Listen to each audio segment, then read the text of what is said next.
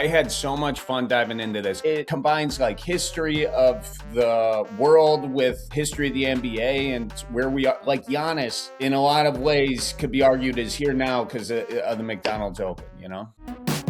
Five-time All-Star Marques Johnson. Alongside Marques Johnson. What's up, everybody? Hey, this is the Here District, captain of this vessel. And I got my first mate, my number one son, Kris Johnson. What up? Talk to me.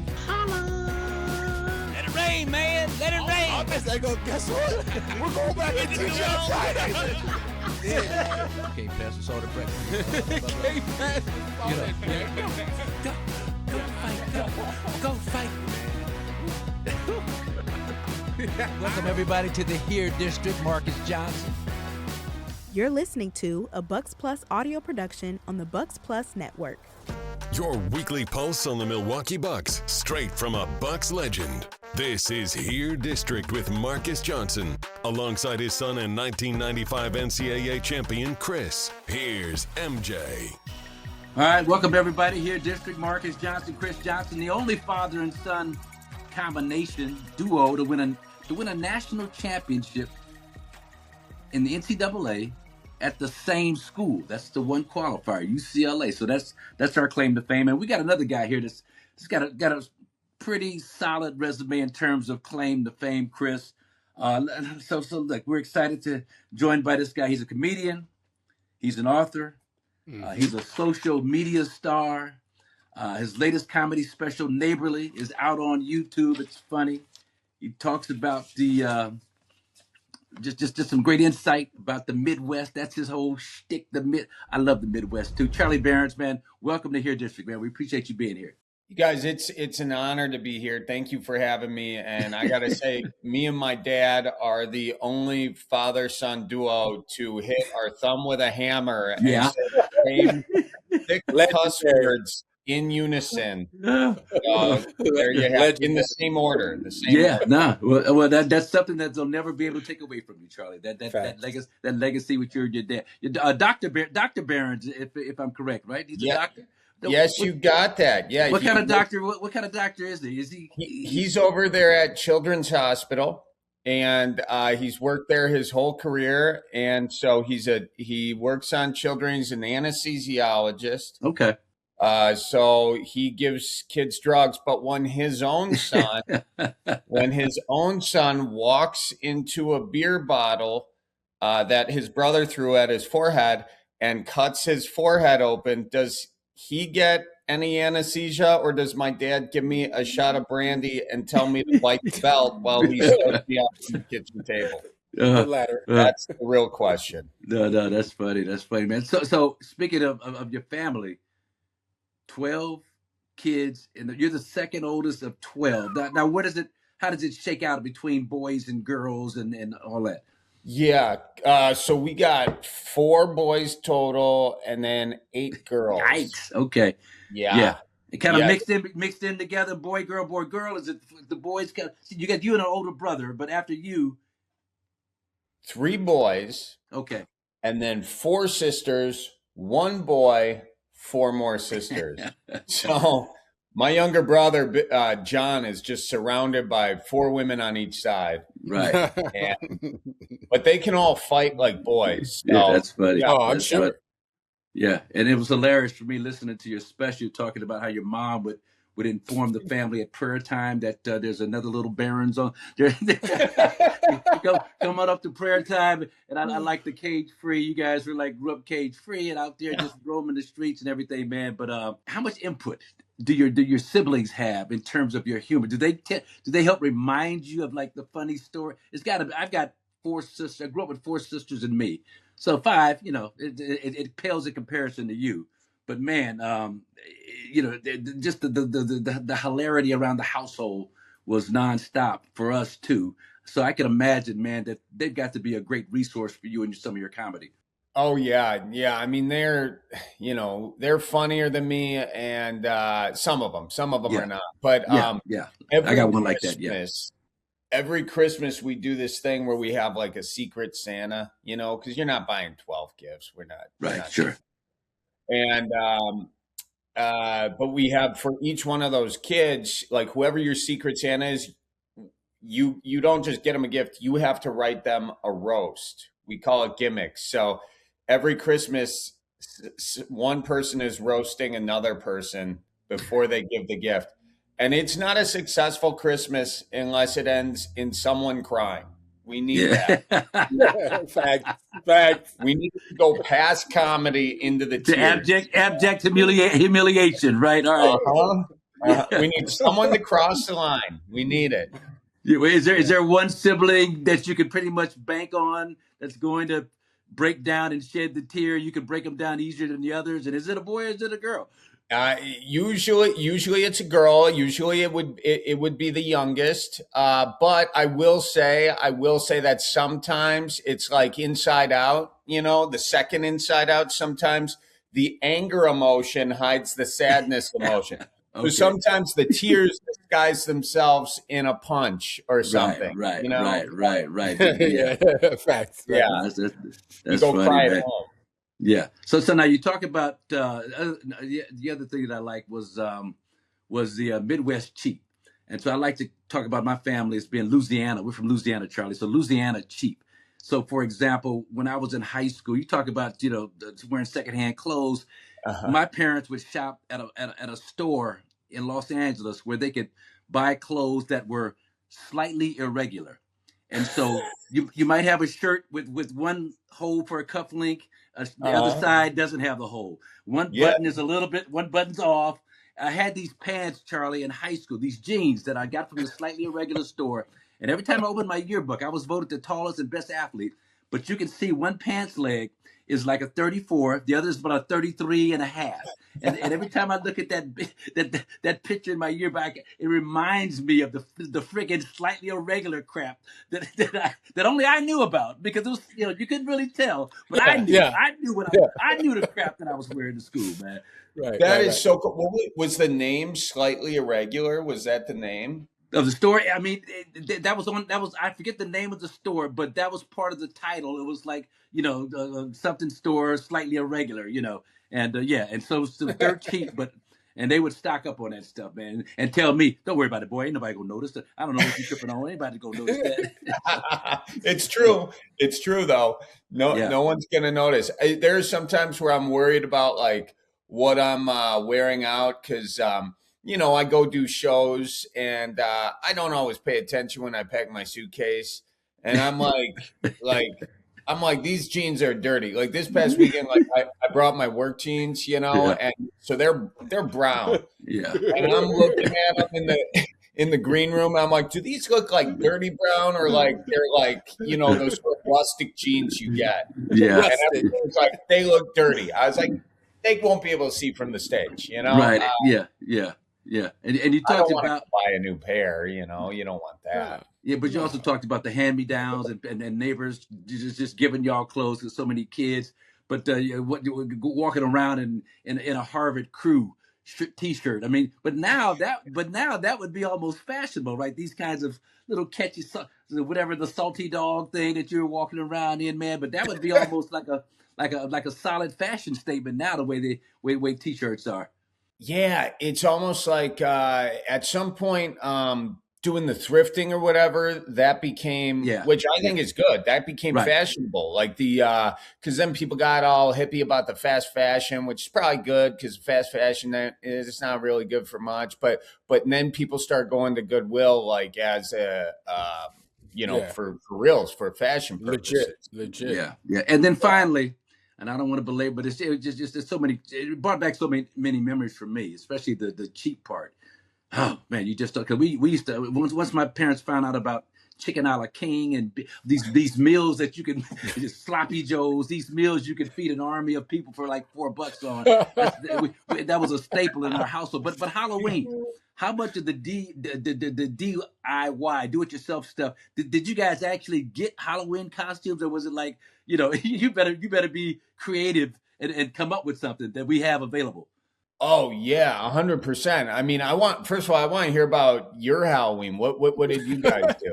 Well, I mean, it was I got so tired of being a hobo one year, cutting up some old T-shirts. So one year we had the we had the Halloween parade at school, Manhattan Place Elementary School, South Central, all black school. I came, so there was the only thing left. I got stuck at home by myself, so and I couldn't come up with something, Charlie, Chris. So I got stuck with this Cinderella wig, like a yellow wig. I got my sister's blue dress and my low top black Converse, and I went as a girl. You put on the dress. I went as like you a put five. on the dress. I put on the dress. With my size 12 Converse, size 11 Converse at 10 years old, and the wig on with the little pigtails, and I marched around, and I got the biggest laugh out of everybody. I never do this, man. I was RuPaul. I was RuPaul before RuPaul. I was this big, tall black dude dressed in drag, and so that was like the highlight of my creativity. What about you guys, man? Give me some First of all, I love this sort of father-son duo because Kris is learning new stuff about you while I'm learning new stuff about you. That's what I love about this family stuff, man. But so I'm not gonna be able to top that. But my mom actually, she would sew the stuff. So, and she was really good. Like she had like some she had fabrics, and whatnot. And so she made, one year I was a shark. And then when you're a costume one year, and then, your brother knows what he's going to be next year. You know what I mean? Passed it down. Right. Yeah. She put work into those costumes. So, and then after the first few years, then it's just sort of a hodgepodge of things going on. But my mom, she made some real good costumes. I was a shark. I was Peter Pan. I was a pumpkin. But let's see here. And then, of course, once we got into high school, or not high school, geez, how long was I trick-or-treating? Grade school, like you'd figure out your own costume, but I was never as good as what my mom made. I usually was just pulling out like a football helmet and going as a football player. I was never as brave as you. Going with the girl thing, the cross dressing thing, man. Like 10, 11 years old, yeah. What was the response? What was the response? Oh, they loved it. They loved it. Everybody. I was going for the laughs. Everybody just laughed. This big tall dude with the wig and the pigtails and the dress and the big feet, the big 11 black Converse low top, tennis shoes. They went crazy over it, man. So the other thing, Charlie, I wanted to touch is you're a best-selling author, the Midwest Survival Guide, released in 2021, New York Times bestseller list. How does that happen, man? I got a book that I'm about to publish on my high school Crenshaw, the Crenshaw Chronicles, Darryl Strawberry, and all these great athletes. Wendell Tyler played Super Bowl winner, the group Climax, the Men All Pause, Meet Me in the Ladies' Room, all these great people that went to Crenshaw. And so I wrote a book about that. And the publishing part is the challenge. But for you, best-selling author, how break that down to me, how you were able to did you get a publisher right away? Did you self-publish? Did you get a following first? Yeah. And that was really, in some ways, maybe it's a little misleading because I had the following, and this was also 2020. And so you had the pandemic going on, and then people, so people had a bunch of extra money at that time because the government, I think, was giving out. I'm sitting here trying to take down the best-selling author thing, but I had a following, and then so that helps because then you say pre-buy this book or buy it on this day, and then that can help it get onto that bestseller list, and also the list you choose to get it on. Like there's a bunch of different bestseller lists, and then depending on the category of the book. So I think then mine was in the travel section or whatever. So I think it did the thing, but I'm not exactly sure in the totality of books or in the section, because yours would be autobiography. No, it's more. It's a bunch of different vignettes, different sports biographies. So it's not me per se, but it's about a bunch of different kind of personalities and athletes and entertainers and musicians that went through Crenshaw High School. Yeah. That's cool. Yeah. And so is this like all from your perspective? No, I interviewed like 35 different people over the last 2 years. I wrote it with a guy by the name of Charlie Rose, and Charlie passed away from cancer last September. But he wrote a book on Phil Jackson and then Kobe Bryant, the Lake. He's written about 25 to 30 great sports books. So we collaborated and wrote the first couple of chapters. Then he got ill, so I wound up doing the rest myself. So I wound up interviewing about 30 of the 35 different people that we talked about. And all my sons, 4 of my 5 sons, went to Crenshaw, either, for a couple of years at least. Josiah, who's on the Gills Arena. But so I interviewed them in terms of their perspective, and following their dads. When we all played for the same coach. My coach that I played for, they played for. He was there like 40 years, So anyway, so yeah, it's an interesting book. I think it'll do well. It's just figuring out what's the best approach. Go ahead, Kris. I wanted to give Charlie some flowers, right? New York Times bestselling author. Then I see the Emmy award-winning TV journalist. I don't know too many people that have both of those on their resume. Tell me, what did you win your Emmy for? What type of journalism were you into? I'd like to hear about that, Charlie. Yeah. Well, this was it's called The Cost of Water, and I was a reporter at KDAF in Dallas, Texas. I left Wisconsin when I was, right out of college, and kind of went around the country for 10 years doing various forms of journalism and whatnot. And so anyways, I get over to Dallas, and that was sort of where I did more of the traditional type journalism, but it basically looked at water. And at the time, Texas was in a drought, and yet you would go past these homes and see these big fountains, and you'd see green grass and everything. So you're kind of like, well, if we're in a drought, like why is that happening? And because there's so that brought up the question, why do we use water in ways that we do, and what is the actual cost of water, and are we putting the proper value on water for what it brings to people? And also, economically speaking, if we're spending water on these things, which may not have a lot of use, is there enough for this stuff, which does? So it's one of those kind of topics that, can put you to sleep real quick. And, so we tried to find a way to make it like, sort of engaging a little bit by adding, kind of humor and different graphics and all that sort of stuff. Well, and that's the other thing about you, Charlie, is that you do a great job, man, of combining social consciousness issues with the humor. So you do the Meta-Tawak Minute, and I was watching you talking about AI and all that. But where did that come from? Just the social consciousness in terms of the household. Was that mom? Was that dad? Was it a combination? Was it just kind of the vibe that was in the Berens household growing up? But talk about that and your goal with that and what you're trying to do. Yeah, my parents, they raised us Catholic, and with that, you got guilt. You got a lot of guilt, it comes in thick. And what we're trying to do in life, as you can see, is we're trying to get out of purgatory. So several ways you can get out of purgatory. One of them is grandma can say the rosary for you. Okay. But then beyond that, it's pretty much good deeds. So we're in a good deed situation here. I'm kind of kidding, but mostly like my parents, they always just taught you, being in a big family, honestly, is what it is. Like you learn very quickly that this world is not about you. This world is about, there's sort of a bigger thing at play, and your job is to contribute in the ways that you can. So, once you get like a platform, the way I have gotten it or whatever, you feel like if you see something that's not adding up, and you see people getting hurt over it, you want to do the best you can do to make that right. And in case of the whole data center situation, I just want people to be informed, and then for people to make the decision people want to make. Because as it was and as it is, these small towns were kind of getting overrun, and still are getting overrun by billion-dollar corporations.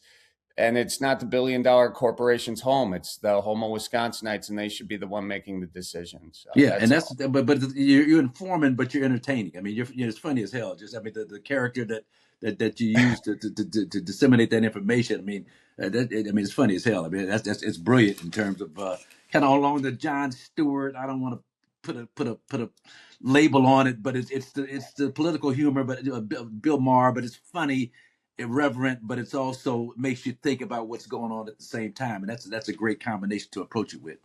Well, that's very, very kind of you. Thank you. Yeah, and it's that's all. We're just mostly. I would love to not even have to do that stuff and just stick with the straight up funny. But sometimes you just gotta put your neck out there a little bit if it's going to help other people. So all right, well, let's get to what we got you here for, because our producer Monas Khan will have a seismic whatever hissy fit if I don't. You narrated the great Bucks versus the World. It's the newest Behind the Bucks podcast series. How much did you know about that? Did you know anything about that? What did you learn about that? It's probably kind of fascinating for a Bucks fan like yourself. Oh my gosh, I gotta tell you, I had so much fun diving into this because first of all, 1987. Yeah, it's the year I was born. So, okay. I was established in 1987. And so that was kind of an initial thing. But also, the McDonald's Open, it's not something I really thought about. But and Monas, shout out to Monas, he did a bang up job with this thing. He did. As I was reading about it, doing the research, reading the scripts and everything. You're really on this journey of how the NBA changed and how it got sort of the international, acclaim that it has now by incorporating players from around the world. All started with this kind of moment. So, and the fact that it happens in Milwaukee with the '87 Bucks and everything like that, I mean, it's kind of a cool story.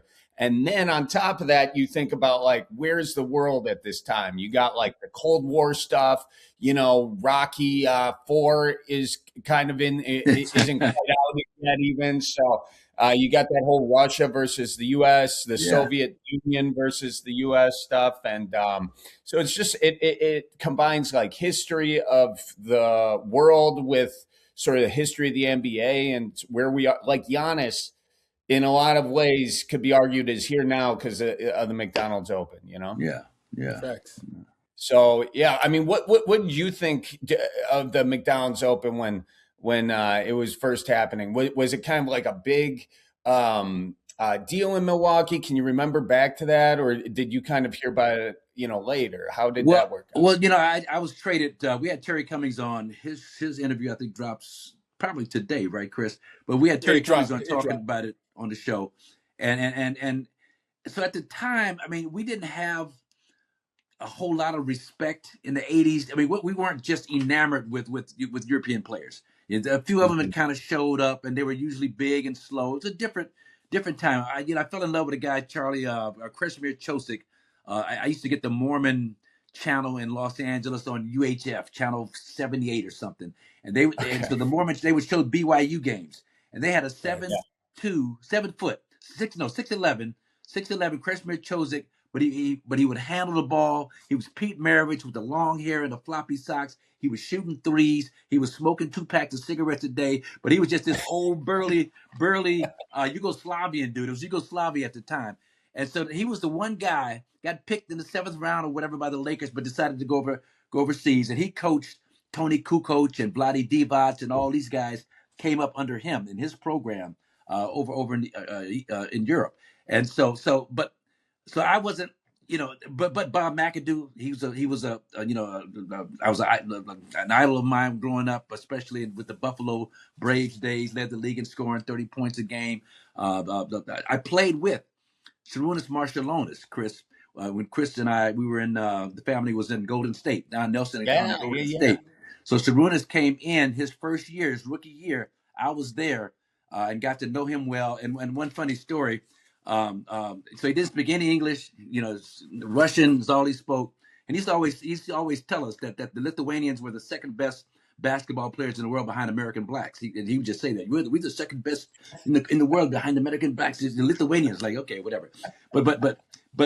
So in practice one day, Kris, Charlie, Don Nelson was the coach. Don Nelson Jr., his son, was responsible for communicating with Sharunas, but Nelly Jr. didn't speak any Russian either.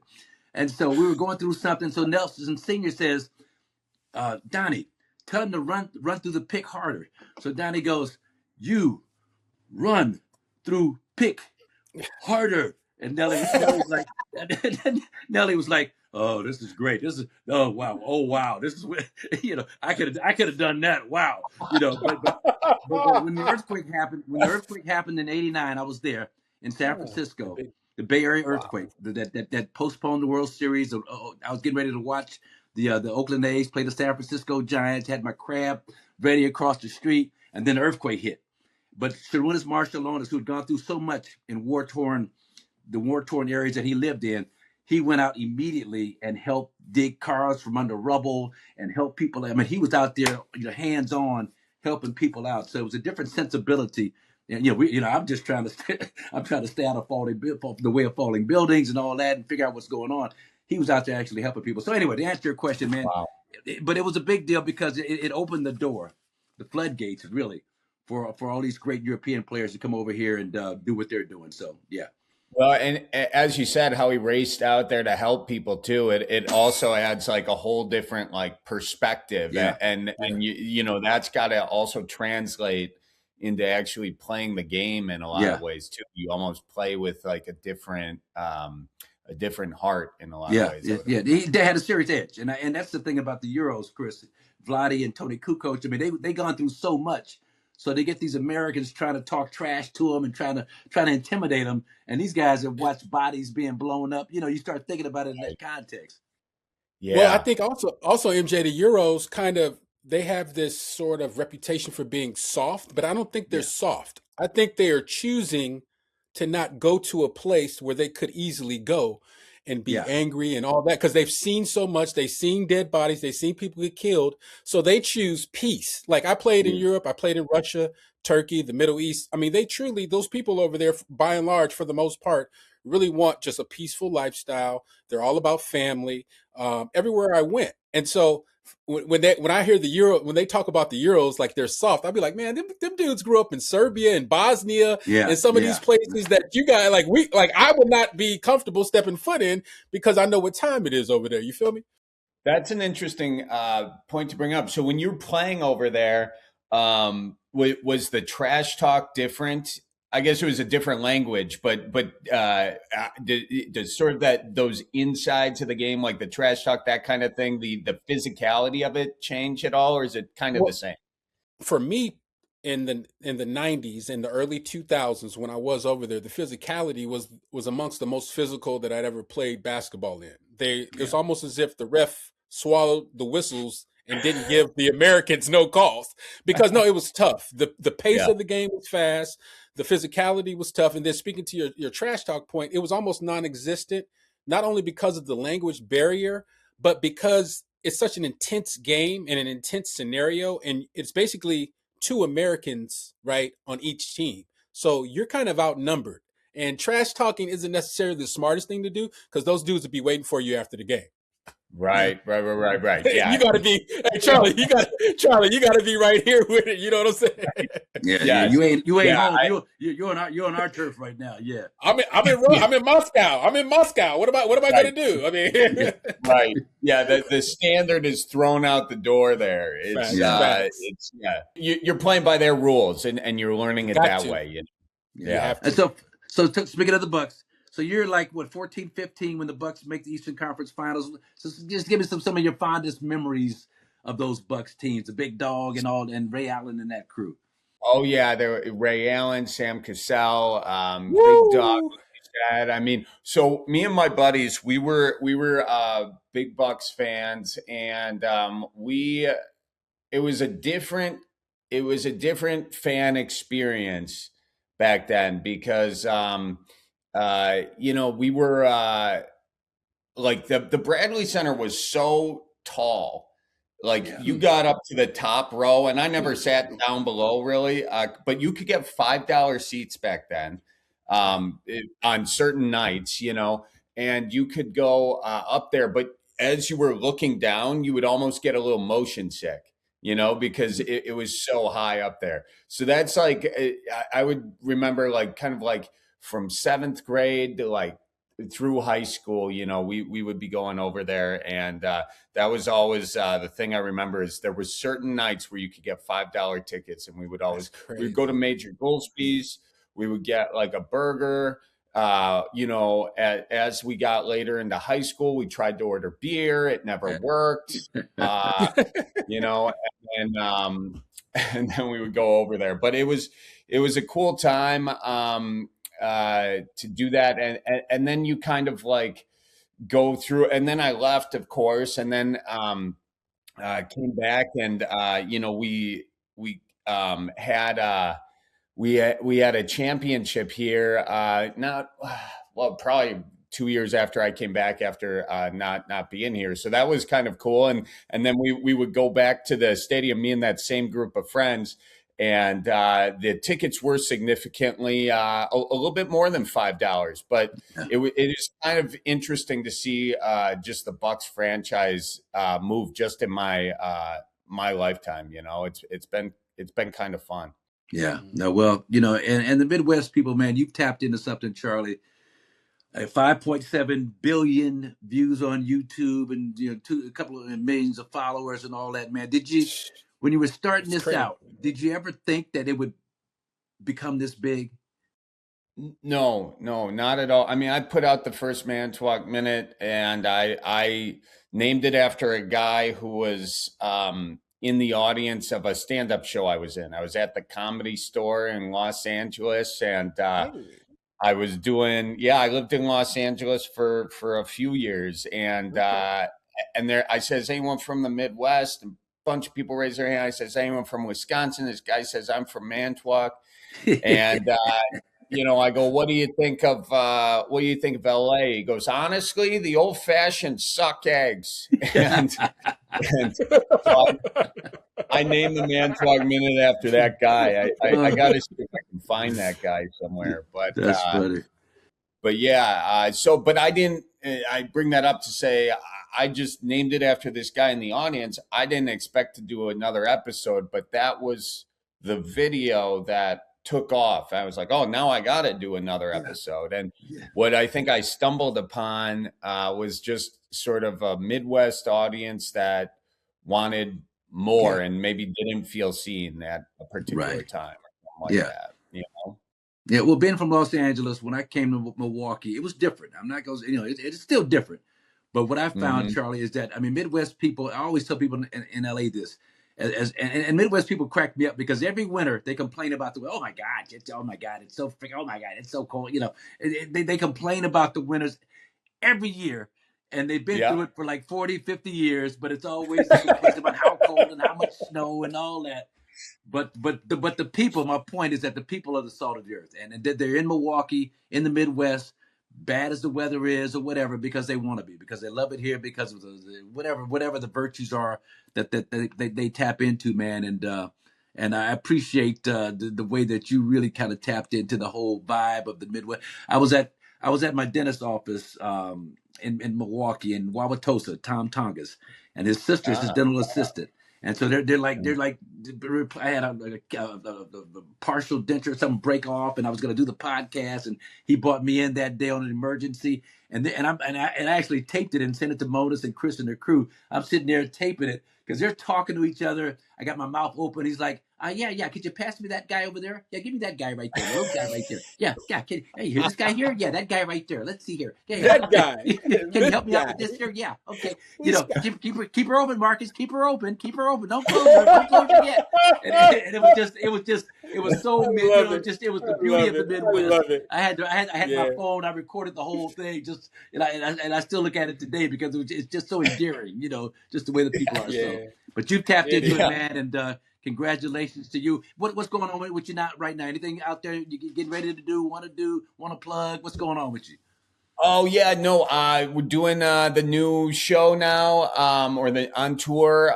We're doing yeah, it's the new tour. The special Neighborly is out on YouTube, as you mentioned. So now we're on the road again, doing a whole new hour. It's called the Lost and Found Tour. So that's been fun, and you know, this podcast, obviously, about the 1987 McDonald's Open.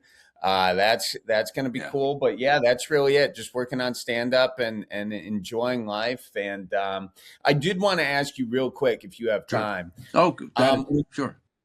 When you first moved to the Midwest from California, Milwaukee,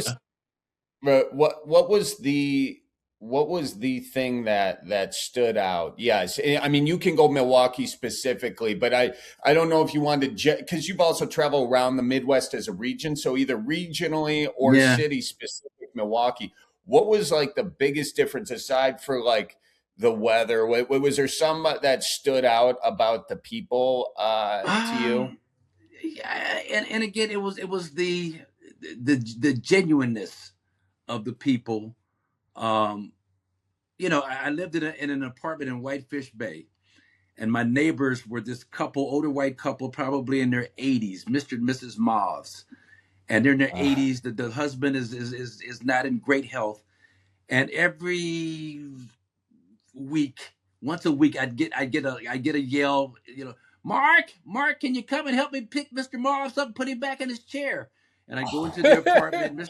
Mr. Moths would be like laying down, like, you know, and I have to pick it. Come on, old guy, I got you. I pick him up. But she was just so appreciative. So she'd cook me different, you know, some different German type dishes and all that. But it was just, you know, it was a friendliness about the people that just really stood out to me. And initially, I didn't like it. You know, I'm LA. I wanna. You know, I'm looking for the parties and the clubs and all that. Right. But after about 2 or 3 years, I really started to appreciate the fact that they're here because they want to be here. They're not going anywhere. They don't care if you like it, don't like it. They don't give a crap. Your feelings about the Midwest, they could care less. What you feel about Milwaukee, they love it, and they're going to be here. So you might as well get used to it, you know. And when you want to get the hell out of here. And the other thing is that they appreciate effort, and they don't. I won't say they don't care about the reaching the mountaintop and winning the championships, but they're not obsessed with that. And that's why I came back, because I got that feeling of appreciation for what we did, even though we lost to Larry Bird and Dr. J every year in the playoffs and never got to the finals. They appreciate the fact that we tried as best we could, and they don't, unlike New York fans or somebody else, you guys, you're losers, you're failures. They appreciate that, the fact that you gave an honest effort, and that to me is what the Midwest is all about, man. Oh, that's awesome. That was like, well, I thought you were going to say the, what's with the cheese curds, but that was a really nice, thoughtful answer. And I love that, you know, you were just being called through the like living room wall. Mark, I need you, Mark. So, yeah. I love that. That's so Midwest. That was a great experience. But look, man, we appreciate you, man. Keep doing what you're doing. Charlie Berens, we appreciate you, man. Narrator. Thank you so much. The world. Check it out on Behind the Bucks podcast. It's a new series. So thanks, man, for joining in here, District.